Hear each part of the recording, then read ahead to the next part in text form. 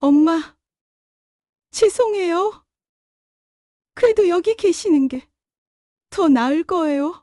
나이가 들면서 우리의 몸은 서서히 무너져 갑니다. 한때 자유롭고 활기찼던 우리의 몸이 점차 무겁고 둔해지며 젊은 시절처럼 마음대로 움직일 수 없는 상황을 맞이하게 됩니다. 그러던 중 우리는 어디로 가야 할까요? 많은 이들이 떠올리는 곳은 바로 요양원입니다. 전문적인 돌봄을 받을 수 있을 거야. 내 가족들에게 부담이 되지 않도록 그렇게 생각하는 분들이 많습니다. 하지만 그곳의 현실을 알고 계신가요? 삭막한 복도가 끝없이 이어지고 어두운 방 안에서 지루한 시간을 보내며 결국엔 점차 기억에서 사라져가는 자신을 느끼게 되는 곳. 그곳에서의 하루는 반복의 연속이며 우리는 점점 그 존재가 잊혀져 갑니다. 엄마, 죄송해요. 그래도 여기 계시는 게 더 나을 거예요. 이 말을 남기고 떠나가는 자녀의 뒷모습을 상상해 보셨나요? 세상에서 가장 사랑하는 사람에게서 결국 홀로 남겨지는 그 순간, 바로 그곳이 요양원입니다. 사랑하는 가족들이 더 나은 곳이라 믿으며 보내는 그곳이지만 그곳에서의 현실은 상상 이상으로 외롭고 고독할 수 있습니다. 우리는 모두 선택해야 합니다. 마지막 순간까지 존엄성을 지키며 살아갈 수 있을 것인지, 아니면 차가운 환경 속에서 점차 흐려지는 삶을 받아들일 것인지. 요양원은 결코 유일한 선택지가 아닙니다. 오히려 우리가 미처 생각지 못한 더 나은 길들이 있을지도 모릅니다. 이 영상에서는 요양원의 현실을 함께 직시하고 어떻게 하면 품위 있는 노후를 준비할 수 있을지 고민해 보겠습니다. 나이가 들수록 우리는 더욱 자신을 지킬 방법을 찾아야 합니다. 나 자신을 사랑하고 나의 삶을 끝까지 존엄하게 살아가기 위한 준비가 필요합니다. 시작하기 전 구독, 좋아요를 눌러주세요. 알림 설정을 하시면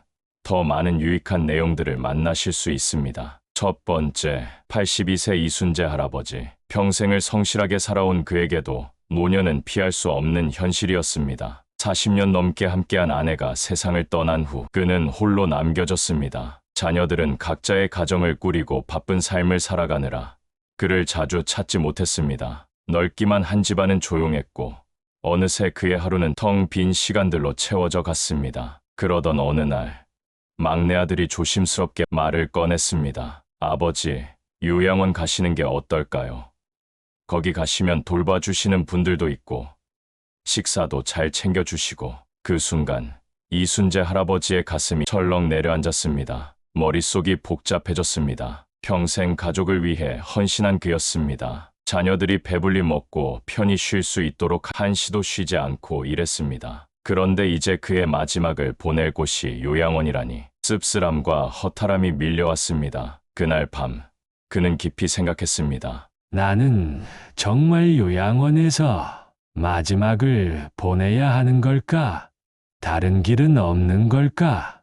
그는 결심했습니다. 남은 삶을 스스로 준비하겠다고. 이순재 할아버지는 자신을 돌보기 위해 작은 변화들을 시작했습니다. 매일 아침이면 30분씩 산책을 하며 건강을 관리했고, 가까운 시장에서 장을 보며 이웃들과 이야기를 나누었습니다. 외롭지 않기 위해 동네 도서관에서 무료로 운영하는 독서 모임에 참여했고, 함께 책을 읽고 대화를 나누며 새로운 친구들을 사귀었습니다. 그리고 무엇보다 중요한 것, 경제적 자립을 위해 작은 방 하나를 세를 주어 생활비를 마련했습니다. 처음에는 어색하고 어려웠지만 시간이 지나면서 조금씩 익숙해졌습니다. 몸이 건강해지자 마음도 가벼워졌습니다. 혼자라는 사실이 외롭지 않은 것은 아니었지만 적어도 스스로 선택한 삶이었기에 후회는 없었습니다. 노년을 대비하는 최고의 방법은 요양원이 아닙니다. 요양원은 마지막 선택이어야 합니다. 중요한 것은 노년을 미리 준비하는 것입니다. 건강을 챙기고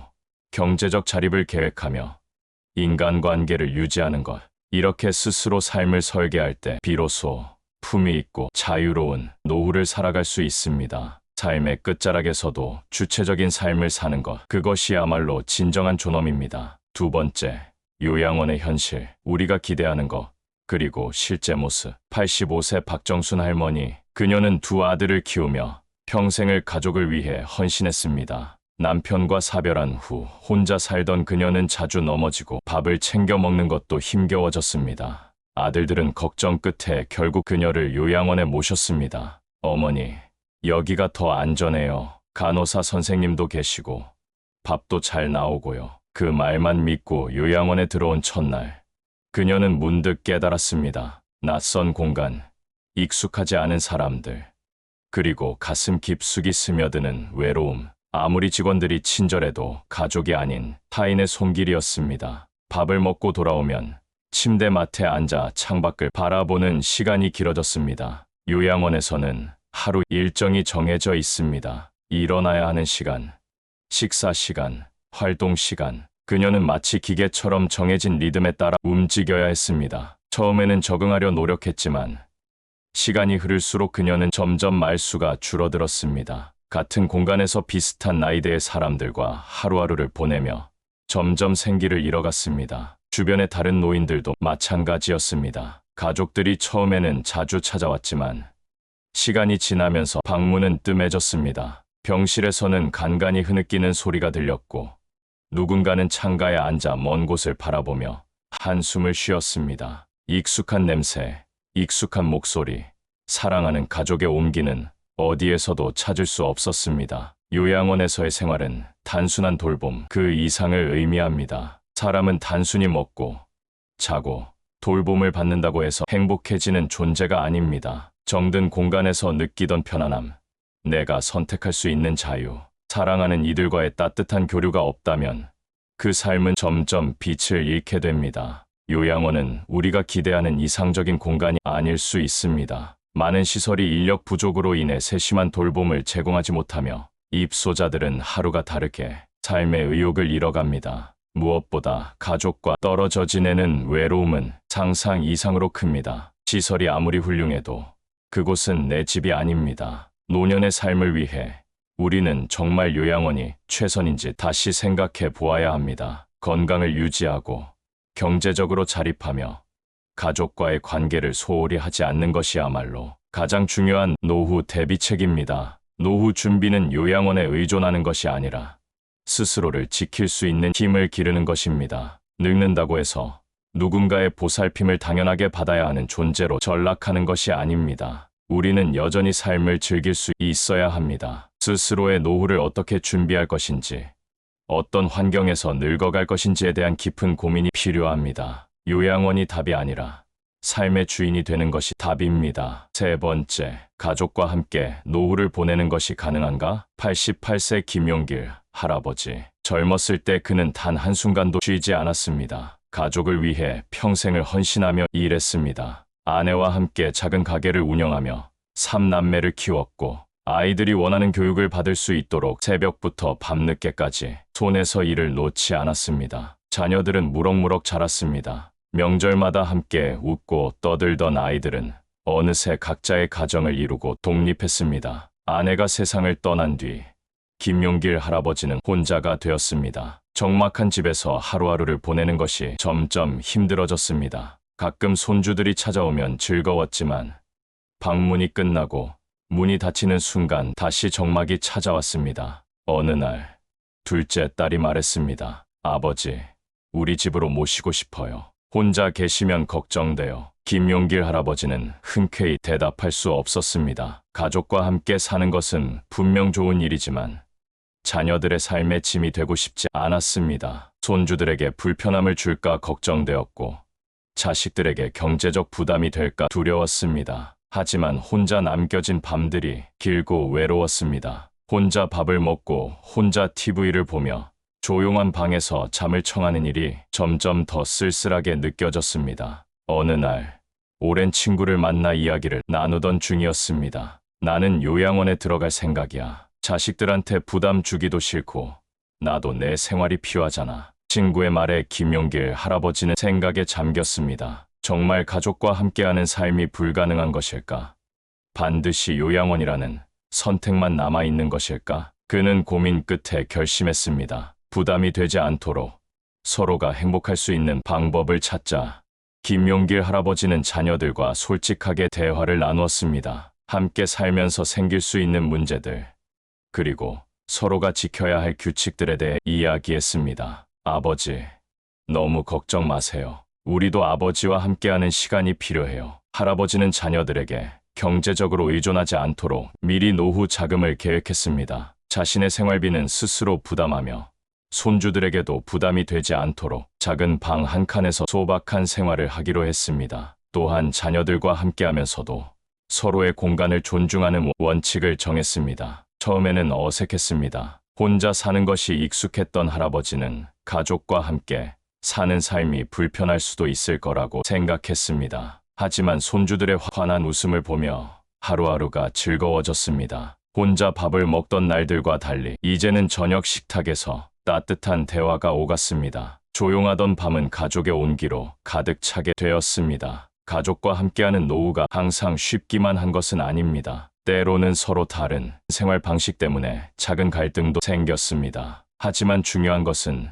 서로를 배려하는 마음이었습니다. 할아버지는 손주들의 생활을 존중했고 자녀들은 아버지의 건강과 마음을 세심하게 살폈습니다. 그렇게 서로를 배려하는 가운데 가족과 함께하는 삶이 선물 같은 시간으로 변해갔습니다. 노후를 가족과 함께 보내는 것은 불가능한 일이 아닙니다. 단순히 자녀들의 도움을 받는 것이 아니라 함께 행복할 수 있는 방법을 찾는 것이 중요합니다. 서로에 대한 배려, 솔직한 대화, 그리고 경제적 독립이 뒷받침된다면 가족과 함께하는 따뜻한 노후는 충분히 실현될 수 있습니다. 가족과 함께하는 삶, 그것은 단순한 동거가 아니라 서로를 위한 함께의 과정입니다. 외롭고 쓸쓸한 마지막을 요양원에서 보내야 한다는 생각을 버리고 가족과 함께하는 방법을 적극적으로 모색해보는 것은 어떨까? 네 번째, 경제적 자립이 노후의 질을 결정한다. 79세 최병수 할아버지. 젊었을 때는 평범한 직장인이었습니다. 성실하게 일했고 가족을 위해 한평생 헌신했습니다. 그러나 정년 퇴직 후 그의 삶은 예상과는 다르게 흘러갔습니다. 매달 나오는 연금만으로 생활해야 했고 처음에는 충분할 것이라 여겼습니다. 절약하고 소박하게 살면 문제가 없을 거라 생각했으니까요. 하지만 현실은 달랐습니다. 물가는 끝없이 올랐고 예상치 못한 병원비가 그의 경제적 계획을 무너뜨렸습니다. 한 달 한 달 빠듯하게 살아가야 했고 어느새 손을 벌려야 할 상황이 눈앞에 다가왔습니다. 아버지, 우리랑 같이 사시면 어때요? 생활비 걱정 안 하시게요. 큰아들의 진심 어린 제안. 하지만 최병수 할아버지는 쉽게 대답할 수 없었습니다. 자식에게 부담을 주고 싶지 않았습니다. 오히려 이 나이에 자식에게 손을 벌리는 자신이 초라하게 느껴졌습니다. 그리고 요양원에 가는 것은 더더욱 싫었습니다. 요양원은 편할지도 모릅니다. 하지만 그곳에서는 자유도 없고 스스로의 삶을 결정할 권리조차 점점 사라질 것 같았습니다. 그날 밤, 그는 깊이 고민했습니다. 나는 남은 인생을 어떻게 살아야 할까?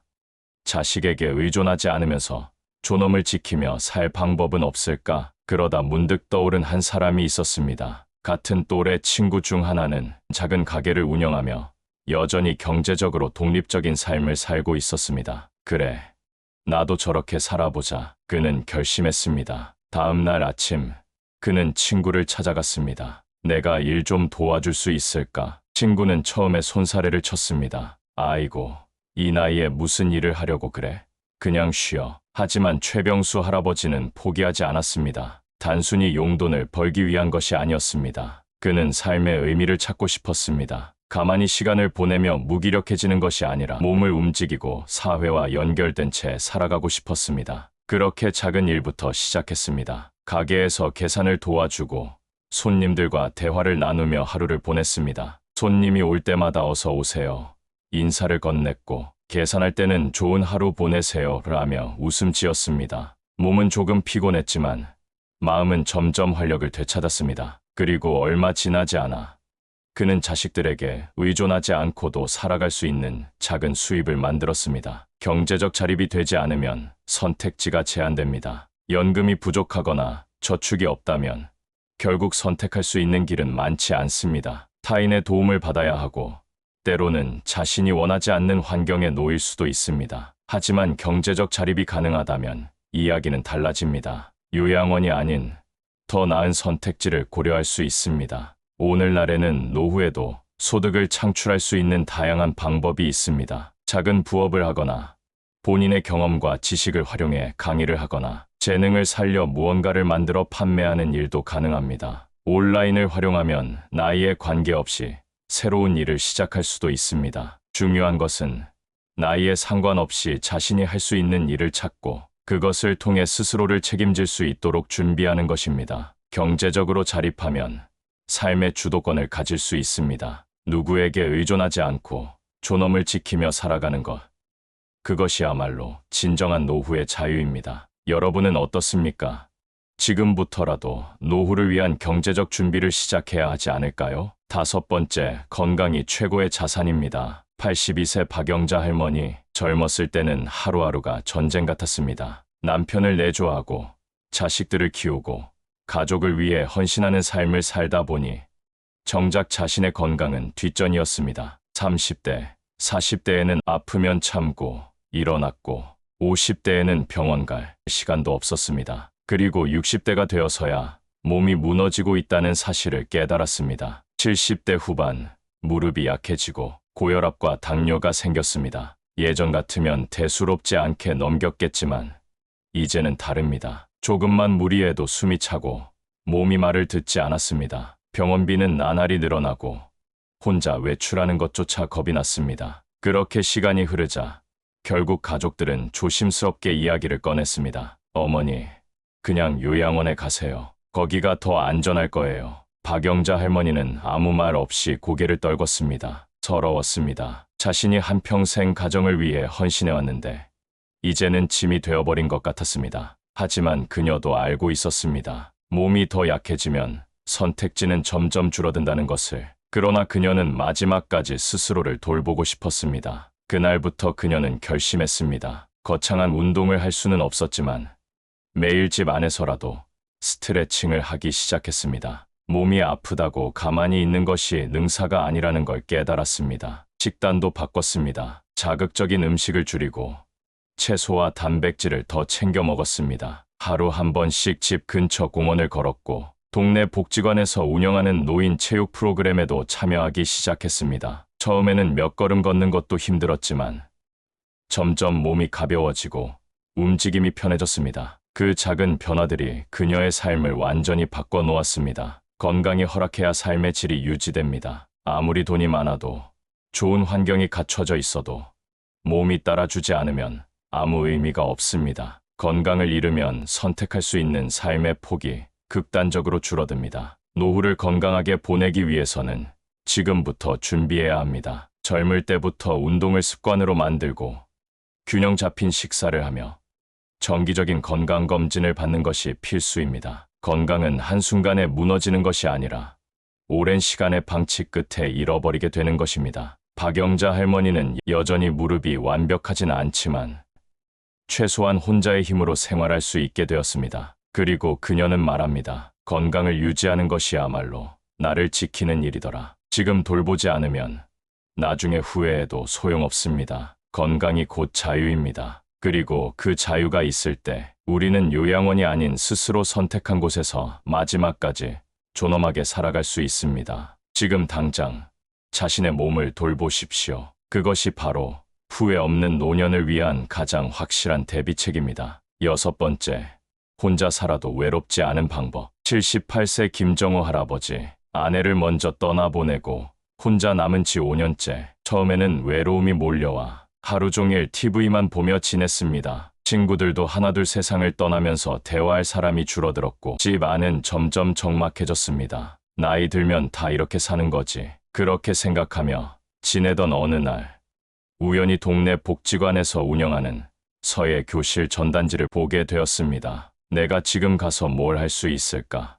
망설임이 컸지만 집 안에서만 지내다가는 더 깊은 외로움에 빠질 것 같았습니다. 결국 용기를 내어 찾아간 복지관. 첫날 서툰 손길로 붓을 잡으며 새롭게 무언가를 배운다는 것이 어색하면서도 신선했습니다. 그곳에서 같은 고민을 가진 동년배 친구들을 만나게 되었습니다. 함께 글씨를 쓰고 차를 마시며 이야기를 나누는 시간은 하루하루를 조금씩 밝게 만들었습니다. 혼자가 아니었습니다. 세상과 단절된 것이 아니었습니다. 노년에 혼자 살아도 외롭지 않은 삶을 위해서는 사회적 관계가 필수적입니다. 친구, 이웃, 지역사회와의 연결이 무엇보다 중요합니다. 그렇다면 어떻게 해야 할까요? 첫째, 자신만의 취미를 찾으세요. 사람은 누구나 몰입할 수 있는 무언가가 있을 때 삶의 활력을 얻습니다. 서예, 그림, 음악, 독서, 바둑, 수예 등 관심 있는 활동을 찾아보세요. 취미를 통해 사람들과 자연스럽게 어울리게 되고